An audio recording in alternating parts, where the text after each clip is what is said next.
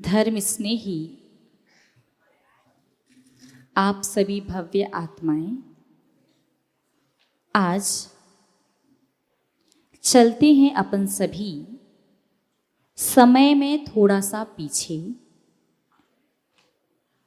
इतिहास को देखने के लिए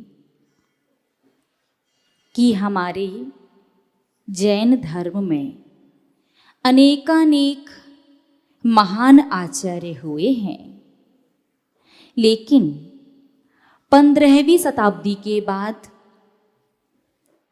जब अन्याय, अत्याचार और आक्रमण अपनी चरम सीमा को छूने लगा था, तो सबसे ज्यादा जैन धर्म का विध्वंस हुआ था। यत्र तत्र यहाँ कहीं एक या दो दिगंबर साधु कहीं रहे होंगे, किसी के सुनने या देखने में नहीं आए। 18वीं शताब्दी में कुछ साधुओं के नाम पता चले, लेकिन कहीं ना कहीं परिस्थितियों के हिसाब से उनने भी अपनी चर्या से समझौता किया। फिर समय हुआ सन 1872 का, जब दक्षिण भारत के भोज गांव में भीम गौड़ा पाटिल के यहाँ उनकी भार्या सत्यवती ने एक जैन धर्म के नए सूर्य को जन्म दिया। 25 जुलाई 1872। कहते हैं ना कि पूत के पांव पालने में ही दिख जाते हैं। जन्म के समय की जो मुद्रा थी उस बालक की, वो इतनी ज्यादा मनभावक थी कि देखने वाला उस बालक में खो ही जाता था। इतनी शांत, इतनी आकर्षक थी वो मुद्रा कि घर वालों ने स्नेह से उस बच्चे का नाम रखा सात गौड़ा। सात गौड़ा आचार्य शांति सागर जी महाराज का गृहस्थ अवस्था का नाम है। आचार्य शांति सागर जी महाराज के 3 भाई और भी थे और एक बहन। 41 वर्ष तक वो गृहस्थ में रहे, लेकिन गृहस्थी कभी उनके अंदर नहीं रही। वो एक ऐसे श्रावक बनकर के जिए कि आज संसार के समस्त श्रावकों के लिए उनका जीवन एक उदाहरण है। वर्तमान में जो परिस्थिति चल रही है ना, उस परिस्थिति को देख देख करके हमें तो कभी लगता है कि एक जैन श्रावक से अच्छे तो स्कूल के बच्चे हैं। एक जैन श्रावक से अच्छे तो स्कूल के बच्चे हैं। जहां दिगंबर साधु को देख करके कई बार श्रावक के हाथ नहीं जुड़ते, वहीं स्कूल के बच्चे जब कोई भी टीचर आता है ना, तो कभी नहीं पूछते कि टीचर की जाति कौन सी है, टीचर अच्छे हैं या बुरे। अपनी जगह पर खड़े होकर के गुड मॉर्निंग करते हैं। करते ना, आप लोगों ने देखा होगा। कभी गुड मॉर्निंग करने से पहले पूछते हैं क्या बच्चे कि टीचर अच्छे हैं या बुरे, किस जाति के हैं? नहीं ना। लेकिन वर्तमान का श्रावक, बड़ी विचित्रताएं संसार में व्याप्त हो रही हैं। इतने विचित्र समय में आवश्यकता है अपने पूर्वाचार्यों को जानने की कि उन्होंने कितनी मुश्किल से, कितने संघर्षों से इस मुनि परंपरा को, दिगंबर धर्म को पुनः जागृत किया। रे भोले संसारी प्राणी, आज यदि तुझे दिगंबर धर्म सहज में उपलब्ध हो रहा है तो इसका लाभ उठा ले, नहीं तो बाद में पछताएगा। 41 वर्ष की उम्र में सन 1913 में उस सात गौड़ा जो थे, उन्होंने क्षुल्लक दीक्षा ली और सन 1920 में उन्होंने मुनि दीक्षा ली और 18 सितंबर 1955 में उनकी समाधि हुई। 1920 से लेकर के 1955 तक लगभग 35 वर्ष होते हैं और इन 35 वर्षों में से उन्होंने 27.5 वर्ष तो उपवास करके व्यतीत किए। मुनि बनने के बाद उन्होंने कभी भी रोज आहार नहीं किए, कभी एक उपवास, कभी 2 उपवास, कभी 3 उपवास, और नया नया मुनि धर्म का सूर्य उदय हुआ था। नई नई विधि श्रावकों ने देखा, पहली बार श्रावक जिन धर्म से दिगंबर साधुओं से परिचित हुआ तो उपसर्ग भी बहुत आया।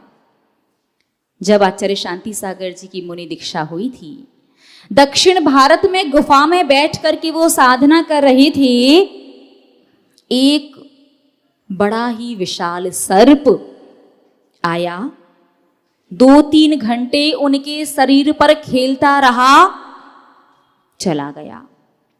पुनः साधना कर रहे थे, फिर से सर्प पहुंच गया। उनके जीवन में सर्प की घटनाएं तो इतनी सारी हैं कि कभी कभी तो हमें लगता है कि सर्प भी ऐसे महात्मा पुण्यात्मा जीव को स्पर्श करने के बहाने ढूंढता था। विशाल काय सर्प पहुंचा और जैसे आपने देखा शंकर जी के गले में बैठा, वैसे ही उनके गले में कुंडली लगा करके बैठ गया। शांति सागर जी ध्यान में खड़े थे। दिगंबर श्रावकों को तो पता ही नहीं है कि उन्हें ऐसे अनमोल रत्न की प्राप्ति हो चुकी है।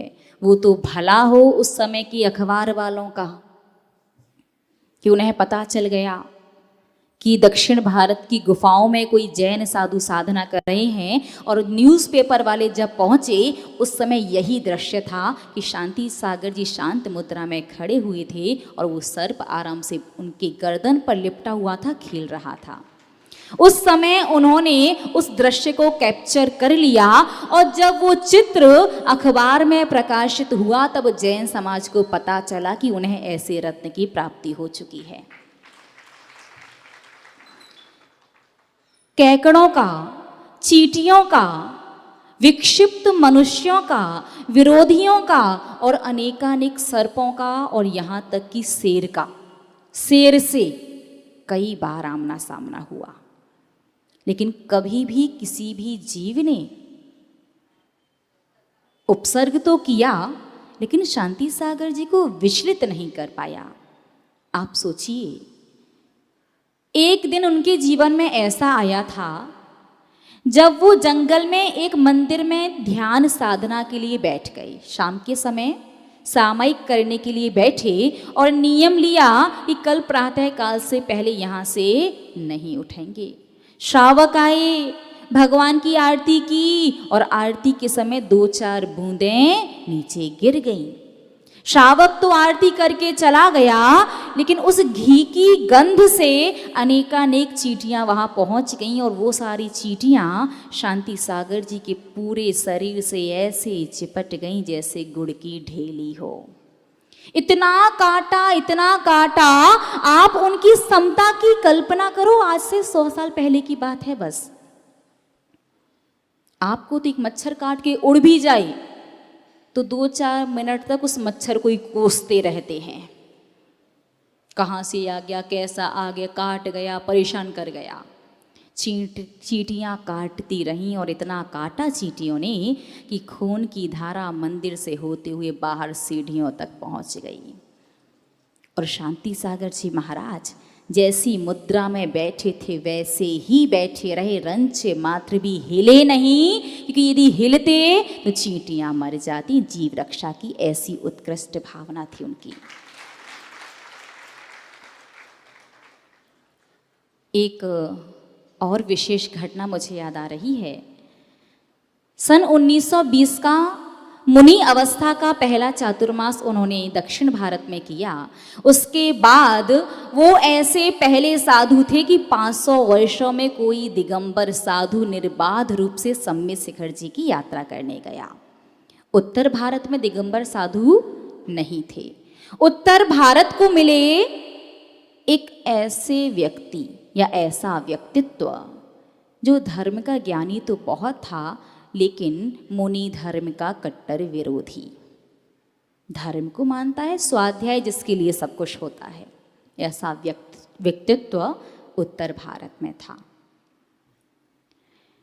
शांति सागर जी महाराज सम्मेद शिखर जी की यात्रा करके, आसपास धर्म प्रभावना करके सन 1928 में इलाहाबाद में विराजमान थे और श्रुत पंचमी वाले दिन चातुर्मास की घोषणा हो जाया करती थी कि इस वर्ष का चातुर्मास कहाँ होगा।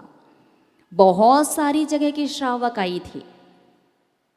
गलती से कहें या संयोग से कटनी का एक व्यापारी जैन था, वो इलाहाबाद किसी काम से गया। उसने सुना दिगंबर साधु हैं, उसने भी कभी दर्शन नहीं किए दिगंबर साधुओं के, उसे भी नहीं पता दिगंबर साधु कैसे होते। उत्साहवश या कहें कौतुकवश कि कैसे होते हैं, कैसी चर्या है, कौन है, देखने के लिए पहुंच गया। पहुंच करके उसने देखा कि पता नहीं सब लोग मिल करके कुछ चढ़ा रहे हैं, तो उसने भी लेकर के कह दिया महाराज जी कटनी से और श्रीफल। संयोग रहा हो या जो भी, लेकिन कटनी वालों का पुण्य जरूर था। अन्य जगहों से हजारों लोग, कटनी का एक व्यक्ति, और आचार्य श्री ने कटनी के लिए संकेत दे दिया। इस वर्ष का चातुर्मास कटनी में। व्यक्ति लौट करके आया, समाज वालों को बताया। उस समय कटनी के श्रेष्ठ विद्वान पंडित जगन मोहन लाल शास्त्री जी भी थे। शास्त्री जी मुनि परीक्षा प्रधानी थे। मुनि धर्म के विरोधी नहीं थे, क्योंकि शास्त्री जी के घनिष्ठ मित्र थे कांजी स्वामी। लेकिन शास्त्री जी विरोध नहीं करते थे, लेकिन मुनि परीक्षा प्रधानी भी थे। बिना परीक्षा किए वो हर किसी को साधु मानते भी नहीं थे। जैसे ही समाज में ये बात फैली कि आचार्य शांति सागर जी महाराज का चातुर्मास कटनी में होना है, खलबली सी मच गई। क्या होगा, कैसे होगा, कौन चढ़ा के आया श्रीफल, किसने कहा। अब होना तो है।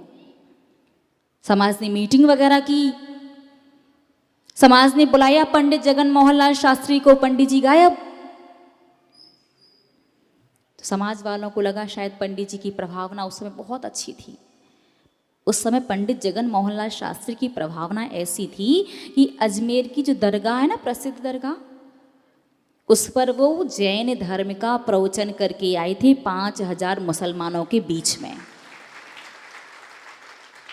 आज तो आप अपने मुसलमान मित्र से धर्म के बारे में ज्यादा नहीं कह सकते। पंडित जी गायब तो लोगों को लगा कहीं धर्म प्रभावना के निमित्त से गए होंगे। कटनी के लोग आचार्य शांति सागर जी महाराज के बिहार में पहुंचे तो वहां देखा आचार्य श्री के साथ पंडित जी चल रहे हैं। श्रावक को हजम नहीं हुआ। श्रावकों ने पूछा पंडित जी आप महाराज जी के साथ? उन्होंने कहा हाँ, जिनका चातुर्मास होना है पहले देख तो लो साधु है कैसा। उन्होंने जो भी परीक्षा की, एक प्रश्न पूछा था पंडित जगन मोहन लाल शास्त्री ने आचार्य शांति सागर जी महाराज से कि महाराज जब पंचम काल में मोक्ष नहीं है तो आपने दीक्षा क्यों ली? क्या कहा? जब पंचम काल में मोक्ष नहीं है तो आपने दीक्षा क्यों ली? शांति सागर जी महाराज उस समय बैठ करके स्वाध्याय कर रहे थे। महाराज ने कहा पंडित जी ये बताओ सामने किस चीज का पेड़ है? उन्होंने कहा आम का। आम का पेड़ है, आम तो लगे ही नहीं है। तो पंडित जी ने कहा अभी नहीं लगे, जब आम का मौसम आएगा ना तब लगेंगे।